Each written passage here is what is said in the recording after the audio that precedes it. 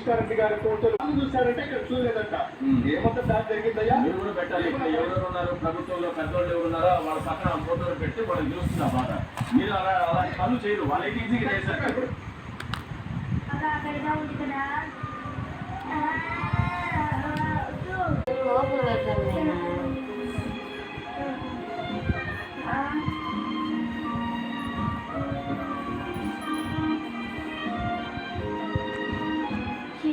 ఈసారి మనకు డబ్బులు వచ్చే కడుపు నిండా తిన్నాం.